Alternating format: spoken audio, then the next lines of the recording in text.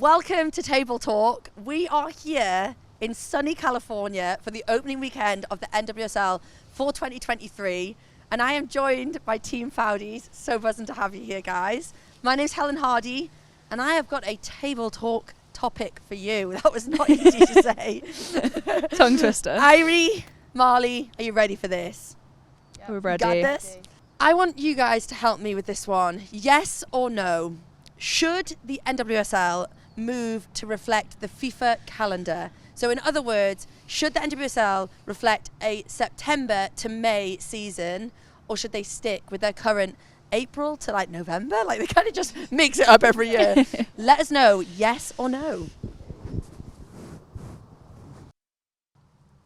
Okay. So should the NWSL reflect the FIFA calendar? I am going to go with a solid yes. I'm going to get a lot of hate for this, I can already tell.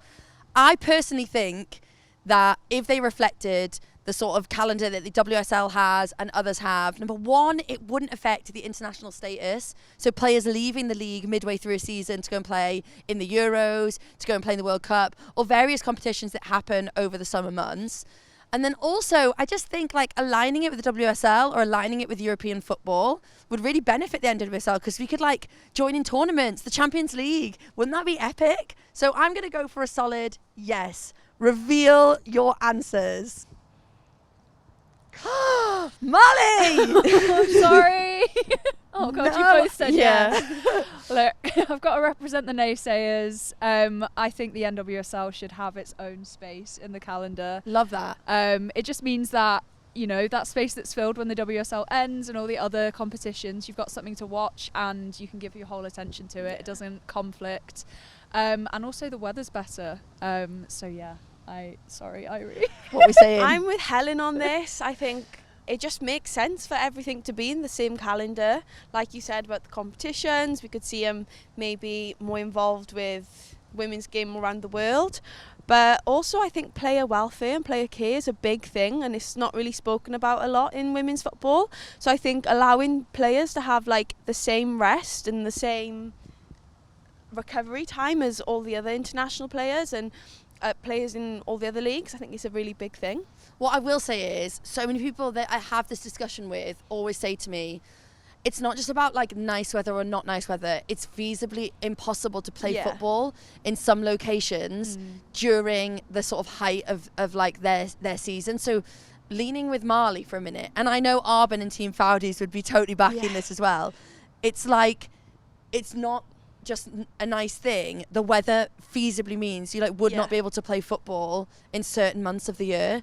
And so I kind of get that. sense. Utah Royals, for instance, coming back, and like teams that are sort of in those areas, it can be unbearably hot. Yeah. So it gets really, really difficult in those months. On the other side, though, I just think when you have key players that you bring into the club that are taking up the biggest proportion of their salaries. So I'm thinking of the Alex Morgans, the Megan Rapinos. Then they're flying off for 4 weeks to go, more than that, like 2 months sometimes, to go to international camp.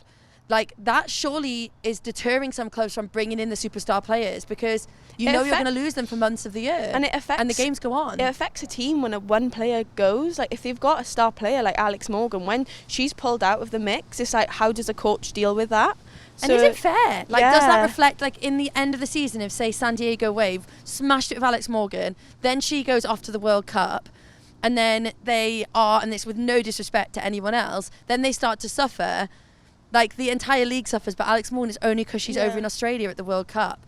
And that's why I just feel like, reflect the FIFA calendar, get the NWSL into the Champions League. Can you imagine? I think just I'm change seeing like the game. a Eurovision vibe here, guys. They invited Australia to the Eurovision. All right, you've sold me now. Change your answer. Oh yeah, I love that. That's the whole idea of this concept. Yeah. We can change each other's minds. But I also think that you're right. Yeah, adding to what you said, Marley, I think the NWSL has always been its own thing, so why not just keep it like that? And it offers players as well a chance to, if they want to play throughout the summer and transfer to between clubs. Like I know some of the NWSL players come over to the WSL some after their Christmas break and stuff, so I'd know it just kind of throws in a bit of a mix. Yeah. back in the day, it used to be that they would like liaise with the Australian W League, and then players would kind of like have this, imagine the life, like you're like in your early 20s, you're like playing on the West Coast for the first part of the season, and then you're off to Sydney for the second part of the season. Like what a life. That would be pretty That'd be epic. amazing. So have we settled on an answer? I'm sticking with my yes. I'm sticking with my yes. I'll stick to my guns as well. Yeah, I love that. So looking at this summer alone and the NWSL teams involved in this season that is starting, you know, in late March, early April, what teams do you think will be most affected from the NWSL by the fact that, you know, we have this season that goes through the World Cup in July, August? I think putting it back to, like you said, this kind of superstars. So like Alex Morgan, Meg Rapinoe, they're big characters in their team, not just on the field but off the field. I think when you have players with such a voice in a club, when they're not there for a long period of time, it's like, how does the dynamic change?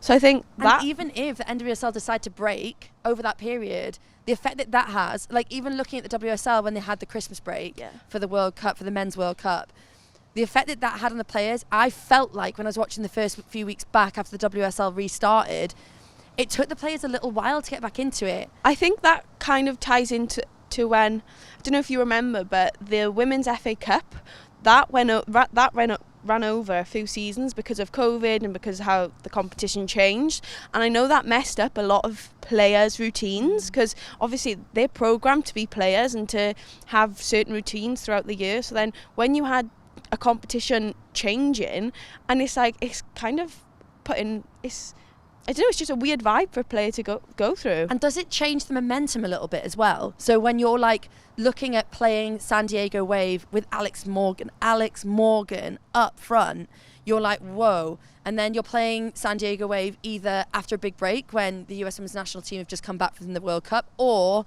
during the World Cup when Alex Morgan isn't playing. Does that change who San Diego are as a team and who you're up against? Yeah, I mean, I'd say so. I think having those senior players and just that intimidation factor, I think, for the other team is a massive, massive thing. Like, you'd feel, as soon as you see that name on the team sheet, you're like, it's like, oh my God. if you were to do it with the WSL, if you were to pull Sam Kerr out of Chelsea, that changes how a team approaches that game and approaches that fixture. And it also doesn't really make sense, and it's not fair, because one week you're playing a team where, for example, going back to Alex Morgan is in the squad, and then the next team facing them, Alex Morgan might not be there. So then how does that reflect on where they stand in the league? It's just, it doesn't make sense. In the past, for me, it really reflected how people viewed the NWSL. So I remember a few seasons ago, Alex Morgan was at Orlando Pride, and people were putting it in and around the mix of like the Best Player in the World award, and she'd had an amazing World Cup. So over those 6 games at the World Cup, she'd absolutely aced it, like unbelievable. But she'd played like 2 fixtures for Orlando Pride all season. And I think that the players are so focused on their international careers in women's football in general, that then when they've got to go back to their clubs, it's really like affects them. But then in the same vein, Orlando Pride benefited massively from shirt sales of Alex Morgan. She was like easily the most sold shirt at Orlando Pride. So it's like, they want them there even when they're not somebody that's actually giving it on the pitch, whether that's injury or, for Alex, she obviously went off and had maternity leave just after coming back from the World Cup. But their focus is in and around what's happening at that international tournament, which affects the NWSL directly and how people view it, right? Yeah. On the other hand, I do feel like a USP, unique selling point of the NWSL, and I will go back to during the pandemic or towards the latter part, that tournament which Houston Dash went on to win, Rachel Daly lifting the trophy. I remember just being like so down during the pandemic. Like, there's no football on. For me, that was my outlet. And then you could go on Twitch and you could go online, you could watch the NWSL, and it was quality football where some of the best players in the world were like moving and shaking on the world stage. And it was like the most watched football of that period, because it was hitting us at a time when no one else was playing football at that level. So like, on the other hand, I'm with you, right? Yeah. It's a lifeline for people, being able to have that entertainment and that connection to football when you're, especially in a moment like that. The pandemic obviously hit everyone really hard.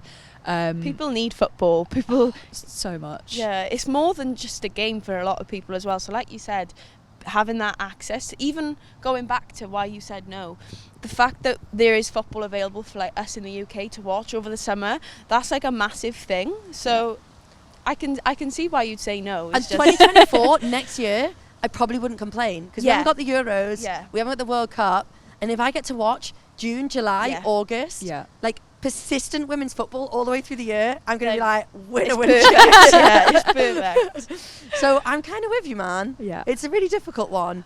Are we all still sticking with our answers? Yeah, I'm sticking. I'm sticking with yes. I'm sticking with yes, but I also see the no. You see my no. I see your no, and I raise you my yes. Let us know what you think in the comments below. Should the NWSL change to a FIFA-regulated September to May schedule, or should they stick with what they already have? Let us know what you think.